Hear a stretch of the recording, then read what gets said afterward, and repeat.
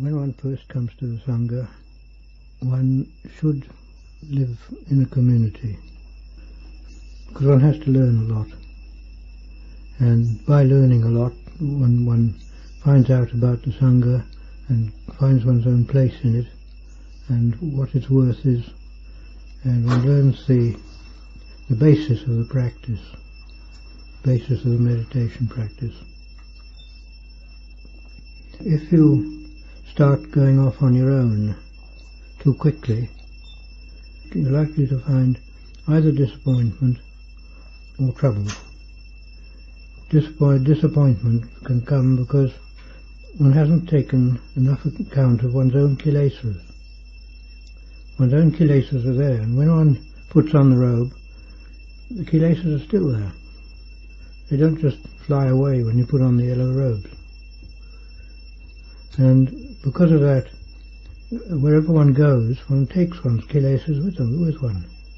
One takes the trouble with one, because they're inside.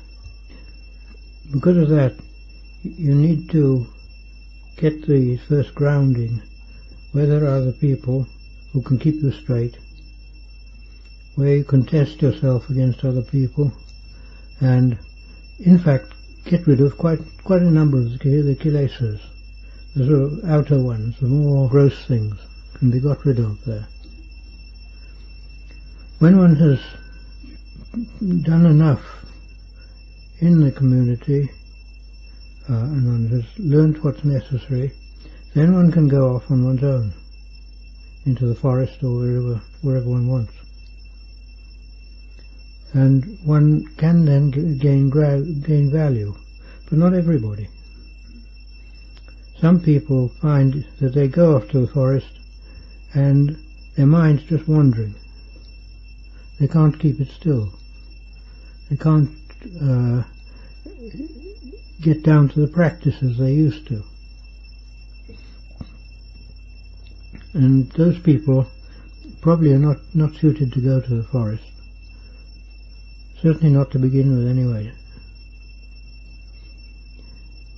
For the person who goes off to the forest, the advantages are, of course, that they can practice their own meditation without hindrance, without having to do a lot of chores and duties, and without having to refer to anyone else.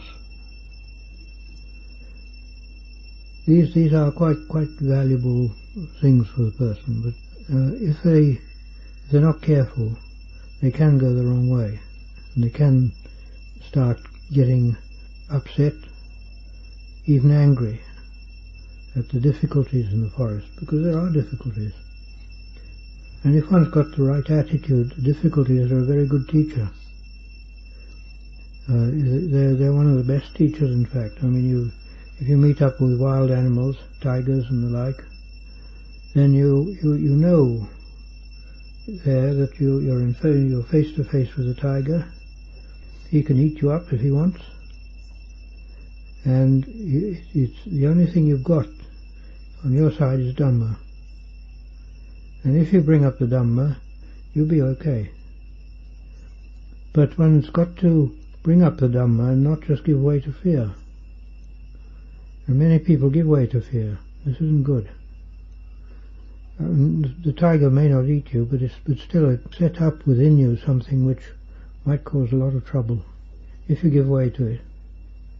The difficulty is that when fear comes up, it comes up strong, unbidden, and catches you off balance, sort of, and you don't know what to do. And that fear can sort of take over. It takes over and controls you. A person can just sort of stand there quivering. And if he doesn't get back to Dhamma, if he doesn't get the idea of Dhamma in his mind, he may go mad. No. It can cause a lot of damage. But if he's strong enough, and if he's done enough practice for the Dhamma to come up in his mind, then it can be very valuable. The overcoming of that fear is one of the major things that's necessary. Fear, as Tanachal Mahabua says, fear is an enemy which comes up in the guise of a friend. It makes out that it's a friend warning you, but in fact it makes you do all the wrong things. And because of that, the fear must be overcome.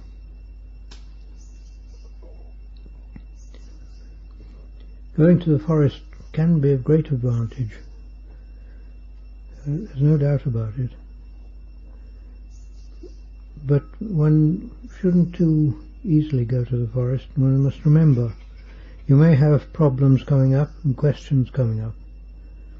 And the way of those who go to the forest mostly is that if they have problems they can't solve, they go back to the teacher and ask him. It may be just a visit for half an hour, and then they go back to the forest again. But one must keep in touch with the teacher. The other thing to watch out for in the forest, of course, particularly for Farangs, is the effect of food. The food you get in the villages is often quite insufficient, and sometimes it's not even good. You might get stomach trouble. In fact, many do. The putting up with stomach trouble is also a good thing to do. But health does need looking at a little bit. One mustn't just sort of blindly think that one can go on and neglect one's health. That's not the way of Dhamma either. The way of the Dhamma and the way the teachers say is one shouldn't put oneself in difficulties unnecessarily. If one does that, one's careless, one's being careless. And carelessness is one of the things that they all say one should not develop. One should overcome. One should always be careful and watchful. And both of these things strengthen one's mindfulness. I was talking with a friend today, and we were talking about the nature of, like, one of us was under the impression that the kilesas, the defilements are in the khandas, and then another one of us was under the impression that the kilesas are in the chitta. And there's a big misunderstanding about what's the chitta. It's like, is it number 6 on top of the 5 khandas? No, you can see what the 5 khandas are. First of all, you've got the body. That's part of the world. And that's the first khanda.